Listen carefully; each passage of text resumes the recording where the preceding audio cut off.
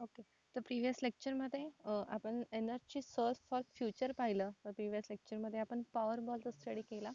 Power ball are nothing but the source of a hydrogen गॅसचा source आहे power ball, जे की sodium हायड्रेटच्या पॅलेट्स आहेत which are coated by the plastic.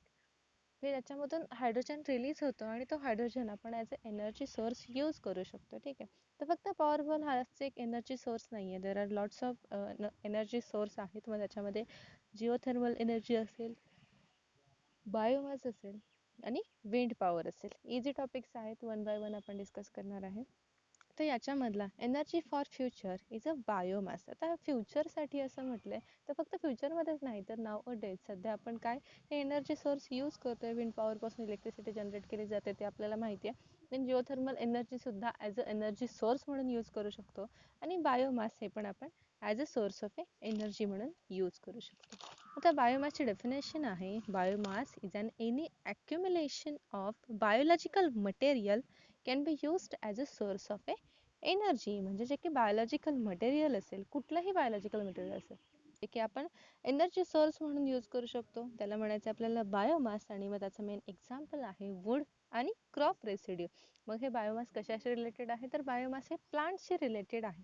जे प्लांट प्रोड्युसिंग ऑर्गॅनिक मटेरियल असेल, जे बायोलॉजिकल मटेरियल असेल, ते यूज केलं जातं ॲज अ बायोमास. आता बायोमास म्हणजे काय, सिम्पल वर्ड्समध्ये म्हणायचं झालं तर आपण जर पेटवलं की लाकूड जळतं. लाकूड जळतं म्हणजेच काय तर लाकूड जे आहे त्याचं कन्वर्जन कशामध्ये होत आहे, हीटमध्ये कन्वर्जन होते. आणि heat is nothing but the source of energy. Heat हाच काय आहे तर एनर्जीचा सोर्स आहे. म्हणजे लाकडाला आपण डायरेक्टली बर्न करू शकतो आणि त्याचं एनर्जीमध्ये कन्वर्जन करू शकतो, त्याचं हीटमध्ये कन्वर्जन करू शकतो. म्हणून लाकडाला म्हटलं जातं बायोमास. देन त्यासोबतच काही क्रॉप रेसिड्यूज आहेत, ते क्रॉप रेसिड्यू सुद्धा आपण यूज करू शकतो for the energy. Then biomass is also converted to the methanol. म्हणजे बायोमासचं यूज करून आपण ते बायोमास आहे त्याचं कन्वर्जन मिथॅनॉल, जो नॅचरल गॅस आहे त्याच्यामध्ये, जे लिक्विड आहे, फ्युएल लिक्विड आहे मिथॅनॉल, त्याच्यामध्ये कन्वर्जन करू शकतो. इथेनॉलमध्ये सुद्धा कन्वर्जन करू शकतो. जो मिथेन हा नॅचरल गॅस आहे त्याच्यामध्ये सुद्धा कन्वर्जन करू शकतो आपण ह्या बायोमासचं. मग आता हे कसं कन्वर्जन करायचं काय ते पुढे आहे तुम्हाला, की production of A biomass or production of A methanol और इथेनॉल लिक्विड फ्युएल्समध्ये कन्वर्जन करायचं आपल्याला बायोमास, हे तुम्हाला पुढं आहे. ठीक आहे. तर फर्स्टली बायोमासची डेफिनेशन बघितली, देन त्याचे एक्झाम्पल्स पाहिले. देन नेक्स्ट आहे बर्निंग बायोमास. जसं मी मगाशी सांगितलं तर आपण लाकडाला जर बर्न केलं तर त्याच्यापासून एनर्जी फॉर्म होते in the form of a heat. त्यालाच म्हणायचे बर्निंग बायोमास. आता जेव्हा बायोमास आपण बर्न करतो, बर्न केल्यानंतर काय होते तर biomass burned, when biomass burned, CO2 released to the air where it can be absorbed quickly by growing plant and that make more biomass. आपण काय करतो, बायोमास लाकूड असेल किंवा प्लांटचे रेसिड्यू असेल त्याला आपण बर्न करतोय. बर्न केल्यानंतर त्याच्यामध्ये CO2 गॅस रिलीज होते आणि तोच CO2 गॅस अगेन एअरमध्ये रिलीज झाला CO2 gas again plant inject करतात, ॲब्सॉर्ब करतात आणि ते प्लांट्स काय करतात, more and more biomass produce करतात. आता हे जे बर्निंग बायोमास आहे, जे की ज्वलनशील म्हणजे की आपल्याला ज्याला आपण बर्न करू शकतो असं जे बायोमास आहे, ते मोस्टली लेस डेव्हलप्ड नेशन्समध्ये यूज केलं जातं in the world. Less developed नेशन्समध्ये मग इंडिया पण येतं. इंडियामध्ये सुद्धा खूप जास्त प्रमाणात wood as a source of energy use केलं जातं. देन काही ज्या युनायटेड स्टेट्स किंवा ज्या अदर इंडस्ट्रियलाइज्ड कंट्रीज आहेत त्याच्यामध्ये कमीत कमी प्रमाणात हा बायोमास यूज केला जातो as a energy source. Then त्यासोबतच जे म्युन्सिपल वेस्ट असेल, इथे ते पॉईंट्स दिलेले नाही आहेत बट ते मी तुम्हाला सांगते. जे म्युन्सिपल वेस्ट असेल, म्युन्सिपल वेस्ट म्हणजे जे आपण कचरा जो की आपण टाकून देतो, ठीक आहे, तो जो कचरा असेल त्याच्यामधलं मोस्ट ऑफ जे जे 40% ऑफ वेस्ट पेपर्स आहेत ते एनर्जी सोर्स म्हणून यूज केले जातात. म्हणजे जो वेस्ट आपण टाकून देतो त्याचं फर्दर प्रोसेसिंग होऊन त्याच्यामधलं जे वेस्ट पेपर्स असतील ते कलेक्ट केले जातात आणि ते waste paper as a source of a energy, as a source of a energy, as a source of a heat म्हणून त्याचं प्रोडक्शन केलं जातं आणि ते यूज केले जातात.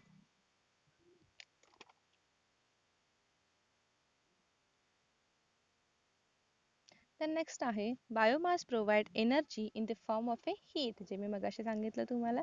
Then it can also be converted to the methane. Methane is nothing but the natural gas and the liquid fuel methanol and ethanol. हे पण तुम्हाला मगाशी सांगितले. ठीक.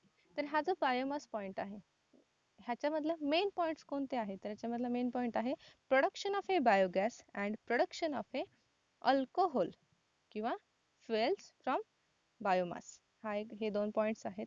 तर याच्यामध्ये फर्स्ट आहे प्रोडक्शन ऑफ ए बायोगॅस. आता बायोगॅस प्रोडक्शन प्लांट तुम्हाला माहिती आहे खूप लहान असल्यापासून तुम्हाला स्टडीला असेल अगदी 5वी 6वीच्या स्टेजला हा स्टडीला आहे की बायोगॅसचं प्रोडक्शन कसं करायचं. ठीक आहे बायोगॅसमध्ये काय केलं जातं तर हा एक चेंबर असतो मोठा त्या चेंबरमध्ये काय केलं जातं तर प्लांट्सचे जे ऑर्गॅनिक वेस्ट आहेत किंवा प्लांट्सचं जे वेस्ट असेल लाईक पालापाचोळा असेल किंवा त्या स्टिक्स असतील प्लांट्सच्या छोट्या छोट्या जे की वेस्ट मटेरियल असेल जे की प्लांटमधून प्रोड्यूस होतं ते वेस्ट मटेरियल काय केलं जातं एका चेंबरमध्ये पुट केलं जातं आणि त्या चेंबरमध्ये अजिबात म्हणजे एअर पास केली जात नाही ते चेंबर कसं असेल क्लोज चेंबर असेल आणि त्या चेंबरमध्ये सम अनएरोबिक बॅक्टेरियाची ॲडिशन केली जाते. अनएरोबिक म्हणजे की ज्यांना ऑक्सिजनची रिक्वायरमेंट नाही आहे अशा बॅक्टेरियाची ॲडिशन केली जाते त्या चेंबरमध्ये आणि आफ्टर सम डेज त्या चेंबरमधलं जे चेंबरमध्ये जे आपण जे ऑर्गॅनिक वेस्ट टाकले जे प्लांट्स वेस्ट मटेरियल टाकले त्या वेस्ट मटेरियलचं कन्वर्जन कशामध्ये होतं तर मिथेन गॅसमध्ये कन्वर्जन होतं आणि हा जो मिथेन गॅस आहे तो आपण एनर्जी सोर्स म्हणून फर्दर यूज करू शकतो. ठीक आहे तर याच्यामध्ये टोटल 60 to 70% मिथेनचं प्रोडक्शन होतं इन दी बायोगॅस.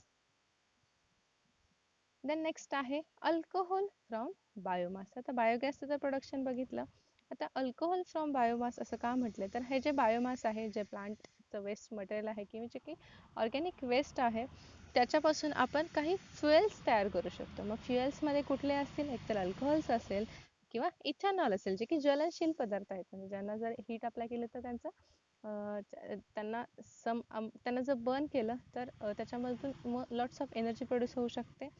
तर असे अल्कोहोल आणि मिथेनॉल्स आहेत. ठीक आहे then the methane in a biogas can be converted to the methanol as shown in a following equation. म्हणजे वरती काय बघितलं आपण इथं आधी बघितलं प्रोडक्शन ऑफ ए बायोगॅस म्हणजे सगळ्यात पहिले बायोगॅसचं प्रोडक्शन करायचं म्हणजे मिथेनचं प्रोडक्शन करायचं देन त्याच्यानंतर काय आहे तर हे जे मिथेन प्रोड्यूस झालेलं आहे ह्या मिथेनचं कन्वर्जन कशामध्ये करायचंय तर मिथेनॉलमध्ये कन्वर्जन करायचं.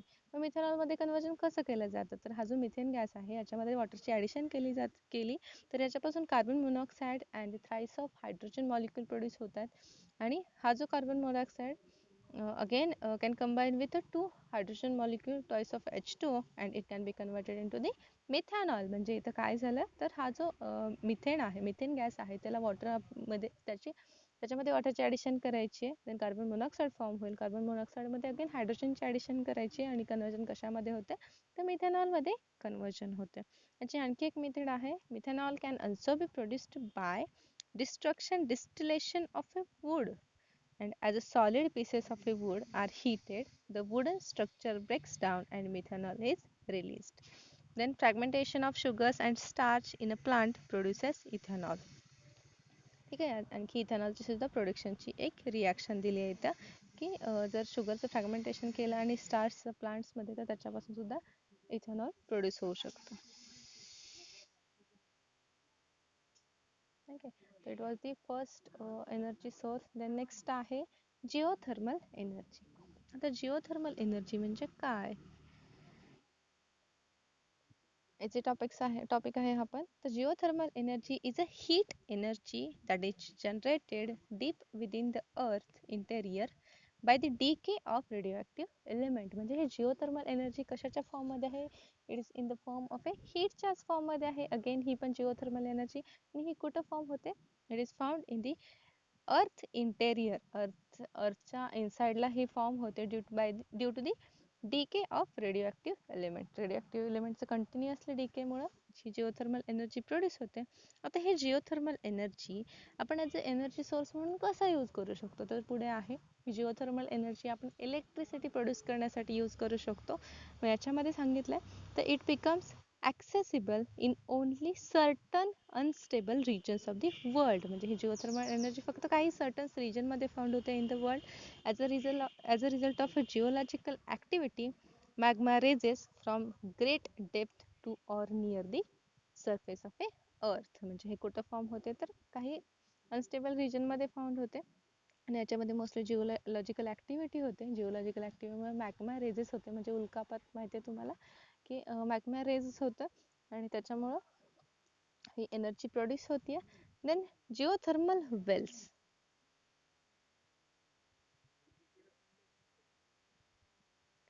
ओके, तर जिओथर्मल वेल्स म्हणजे आपल्या विहिरी, जिओथर्मलच्या विहिरी असं म्हटलं ह्याला इन शॉर्ट मध्ये. आता ह्या जिओथर्मल वेल्सचा यूज काय आहे, तर ह्या जिओथर्मल वेल्समधून आपण इलेक्ट्रिसिटी प्रोड्यूस करू शकतो. मग हे कसे प्रोड्यूस करता येईल, तर this geothermal energy, geothermal wells are very similar to oil wells. जशा ऑइल वेल्स असतील त्यांच्यासारखं सिमिलर असतात ह्या geothermal wells. and these geothermal wells are used to release hot water. आता ह्या जिओथर्मल वेल्स आहेत. जिओथर्मल वेल्स म्हणजे नंबर म्हणजे तिथं लॉट्स ऑफ टेम्परेचर असेल, मग तिथेच काय होतील तर हॉट वेल्स तयार होतील, ज्या की ज्याच्यामध्ये हॉट वॉटर असेल त्यालाच म्हटलं जातं geothermal wells. And this hot water use to produce electricity. आता हे हॉट वॉटर इलेक्ट्रिसिटी प्रोड्यूस करण्यासाठी कसं यूज केलं जातं, तर in which the cold water is injected into the wells which are drilled in a hot rock. म्हणजे ज्या hot rock मध्ये ड्रिल झालेल्या आहेत ते जे की नॅचरल वेल्स असतील. ह्या जिओथर्मल वेल्स नॅचरल वेल्स आहेत, ज्या की आपल्याला म्हणजे ह्युमननी प्रोड्यूस नाही करायच्या. जे नॅचरल वेल्स असतील त्या नॅचरल वेल्स कुठे ड्रिल झालेले असतात, तर these are drilled in the hot rock. Hot rock मध्ये ड्रिल झाले आहेत. म्हणजे हॉट रॉक आपल्याला माहिती आहे, जो की जिओथर्मल वेल मधून जो उल्कापात होणार आहे, जो लावारस असतो, त्या लावारस नंतर काय होतं तर आफ्टर सम टाइम तो थंड होतं आणि त्याचं कन्वर्जन कशामध्ये होते, रॉक मध्ये कन्वर्जन होतं. आता इनिशियली तो हॉट असेल, हॉट वेल असेल ती, त्या हॉट वेलमध्ये जर आपण वॉटरची ॲडिशन केली, जर कोल्ड वॉटरची ॲडिशन केली त्या हॉट वेलमध्ये, तर त्या cold water within a second त्या कोल्ड वॉटरचं कशामध्ये कन्वर्जन होईल, तर त्याचं इव्हॅपोरेशन होईल. त्याच्या सम स्टीम फॉर्म होईल त्या कोल्ड वॉटरची. अँड ही स्टीम कशासाठी यूज केली जाते, तर ही steam is use to produce the electricity. तेच इथे सांगितले बघा, this in which the cold water is injected into the wells which are drilled in hot rock. This water return to the surface as a steam. म्हणजे hot Roxx मध्ये जी वेल आहे त्याच्यामध्ये water टाकलं तर ते त्याच्या स्टीम मध्ये कन्वर्जन होतं आणि these steams are returned to the surface which can be used to generate the electricity. ठीक आहे, आता ह्याच्यामध्ये मी तुम्हाला थोडक्यात इन्फॉर्मेशन सांगते. ऍक्च्युली ह्याच्यामध्ये जास्त सारे पॉइंट्स आहेत, जे की तुम्हाला मी नोट्स देईल तेव्हा तुम्हाला समजेल. जास्त काही हार्ड टॉपिक नाही, इझी टॉपिक आहे, त्यामुळे शॉर्ट मध्ये संपवते. ओके, तर लास्ट एनर्जी सोर्स आहे तो म्हणजे विंड पॉवर. तर विंड पॉवर कॉमन आहे, तुम्हाला माहिती आहे.